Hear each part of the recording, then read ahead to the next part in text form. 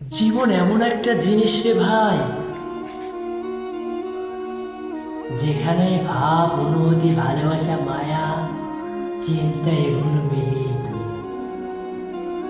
জীবন তো আর জীবন নয় রে ভাই, যে করেছে প্রেম শিখেছে মাস, পড়েছে রহিম রূপবান ইতিহাস। প্রেমের মাঝে ইতিহাসও করা যায়, আর তুমি সেই প্রেম করে আজ নেশায় ঘুরছো, নেশা করছো, নিজের জীবনকে তুমি বিলিয়ে দিচ্ছ। কি হবে, কি হবে জীবন নিয়ে? এই প্রশ্নটাই না।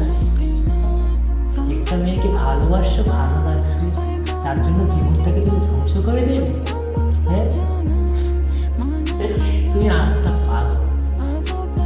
পাগল না হলে নিজের জীবন অন্যের জন্য কেন বিলিয়ে দেবে? নিজের জীবন নিজের জন্য। সৃষ্টিকর্তা তোমাকে কি জন্য সৃষ্টি করেছে জানো? তার ইবাদত করার জন্য, কোনো মেয়ের জন্য জীবন মিলিয়ে দেওয়ার জন্য।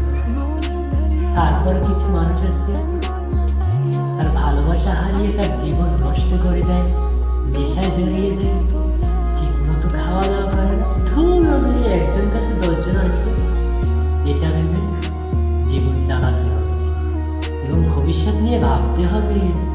টাকা কামাতে হবে, না হয় তোমাকে কোনো পাত্তা দিবে না, দিবে না পাত্তা, তোমাকে ভালোবাসবে না, আদরও করবে না।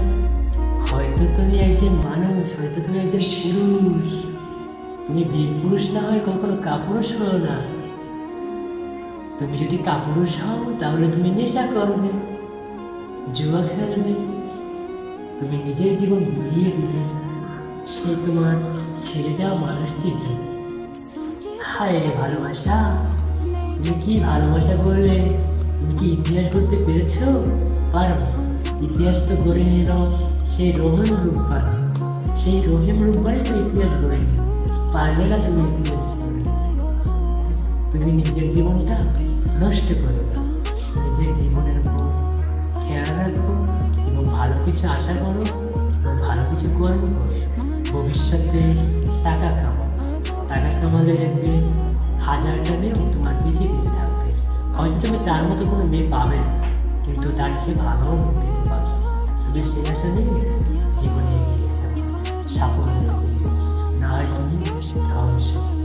তুমি এবারে যদি তোমার জীবন ধ্বংস করে দাও, তাহলে তো তোমার উপরে কষ্ট পেতে হবে। তোমার দুনিয়াটা হচ্ছে ক্ষণস্থায়ী, চিরস্থায়ী, যেখানে আল্লাহ তাআলা ইবাদত করতে মানুষ আছে এবং আল্লাহ তাআলা আমাদের পাঠিয়েছে